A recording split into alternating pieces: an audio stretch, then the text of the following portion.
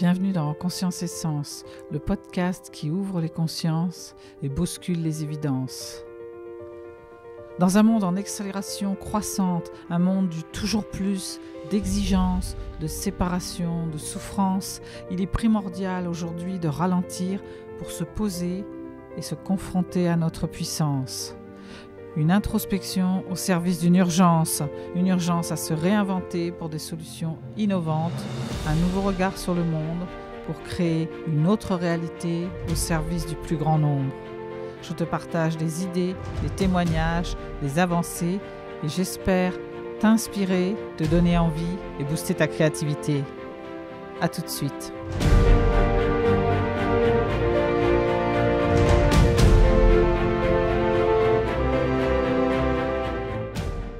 L'attention est la clé de la conscience. Et la conscience est la clé de la création, dit Neale Donald Walsch.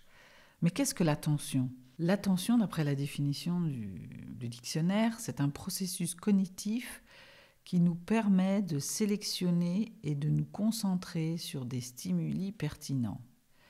Il y a donc une histoire de sélection.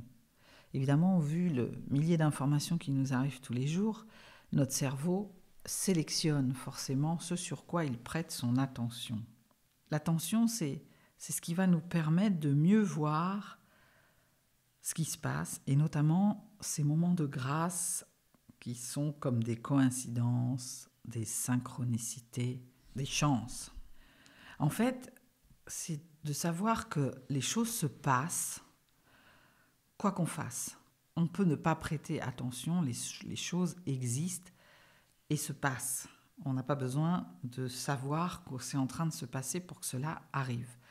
C'est vrai pour les événements, c'est vrai pour le corps. On fait tout un tas de choses en automatique et sans qu'on y prête attention. Vous avez certainement dû être parfois en voiture quand vous avez l'habitude de faire un trajet et puis tout d'un coup, ça vagabonde et vous faites votre trajet et vous reprenez conscience et vous vous rendez compte que vous avez fait tout un pan de chemin, de route, sans en prendre conscience. Ça fait peur parfois, parce qu'on se dit qu'on ne sait pas ce qui aurait pu arriver. Et en même temps, c'est qu'il y a comme un processus automatique de choses qui se passent et de confiance en fait dans ce qu'on fait. Mais pourquoi l'attention est la clé de la conscience ? Parce que c'est ce qui va vraiment permettre de prendre conscience de ce qui se passe dans nos vies et de l'immensité des possibles. Donc observez ce qui se passe, arrêtez-vous, prendre conscience, c'est ralentir déjà, je le dis souvent, ralentir et poser son attention sur ce qui se passe sans jugement, sans vouloir qualifier de c'est bon ou c'est mauvais. Et pour développer cette confiance, je parlais de foi dans l'épisode précédent, la question n'est pas de savoir si c'est dans mon intérêt ou pas finalement. Il arrive un moment où quand je prends confiance dans ça et conscience, en fait, je ne me demande pas si une chose est dans mon intérêt, je finis par, ce qu'il est intéressant de savoir, c'est combien de temps je vais prendre pour m'en rendre compte. C'est d'arrêter de penser que les choses sont là pour vous embêter, que les obstacles sont comme une fatalité. Mais ils veulent nous dire quelque chose. Et sachant que l'on va avoir des répétitions et des schémas de répétition tant qu'on n'aura pas compris, il est important de prêter attention à ce qui se passe.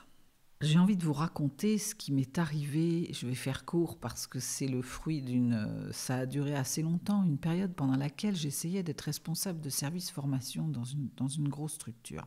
J'ai réussi à l'être parce que j'avais décidé, parce que j'ai fait tout ce qu'il faut pour. Donc je reviendrai parler du pouvoir de l'intention et de la motivation et la persévérance, mais j'ai fini par être responsable de service formation.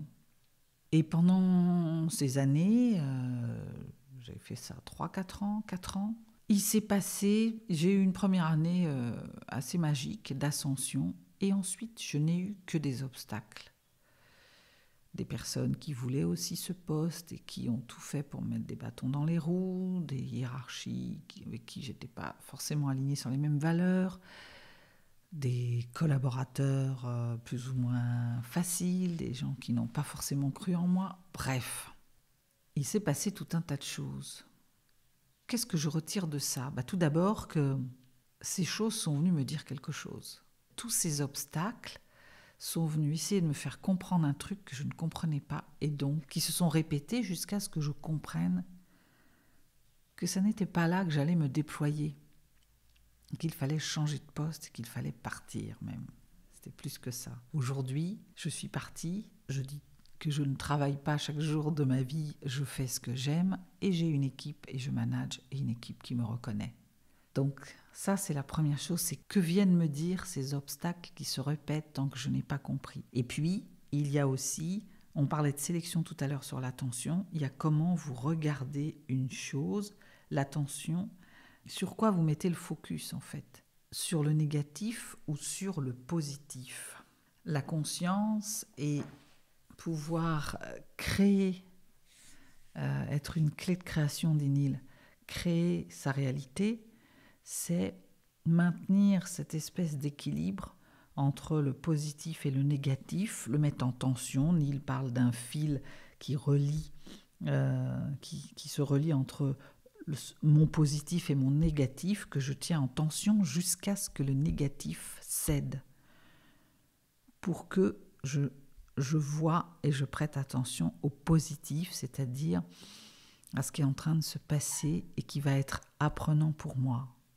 La vie est un miroir et nous envoie des signes que nous pouvons voir, auxquels prêter attention ou non. On les voit ou on ne les voit pas. Être attentif pour prendre conscience de l'être. Et pour terminer, j'avais envie de vous lire un extrait toujours de Neale Donald Walsch, Quand Dieu s'en mêle, les miracles arrivent. Il revient sur un de ses livres, Conversation avec Dieu, et il dit ceci. Comme il est dans ma volonté que tu saches qui tu es et que tu en fasses l'expérience, je te permets d'attirer à toi tout événement ou expérience que tu choisis de créer pour y parvenir. D'autres joueurs dans ce jeu universel se joignent à toi de temps en temps, que ce soit pour une brève rencontre, comme participant périphérique, comme coéquipier temporaire ou comme partenaire à long terme, comme parent ou membre de ta famille, comme être cher ou comme partenaire amoureux. C'est toi qui attires ces âmes à toi. Tu es attiré vers elles, par elles. C'est une expérience mutuellement créative qui exprime les choix et les désirs de chacun d'entre vous. Personne ne vient à toi par accident. Il n'existe pas de coïncidence. Rien n'arrive aléatoirement. La vie n'est pas le fruit du hasard. Quant aux événements, c'est toi qui les attires à toi, comme les gens, conformément à tes objectifs. Une fois que nous avons compris cela, nous transformons notre vie. Ou du moins, il semble que nous la transformions. En réalité, nous ne faisons que la voir telle qu'elle est. Je sais que la vie se résout dans le processus même de la vie. Je sais que Dieu, la source, appelez-la comme vous voulez, est de mon côté. C'est cela qui me permet de conserver ma tension créative. La ligne qui relie mon moi positif et mon moi négatif reste tendue jusqu'à ce que mon moi négatif se fatigue tellement qu'il finisse par laisser tomber. À cet instant, tout ce qu'une moitié de moi considérait comme impossible se met naturellement en place. Et je terminerai ce passage en vous demandant, qu'avez-vous appris hier ? Remettez-vous, repensez à votre journée d'hier, listez le positif et le négatif, regardez qui l'emporte et faites un point pour mieux comprendre comment sera votre demain. À plus tard.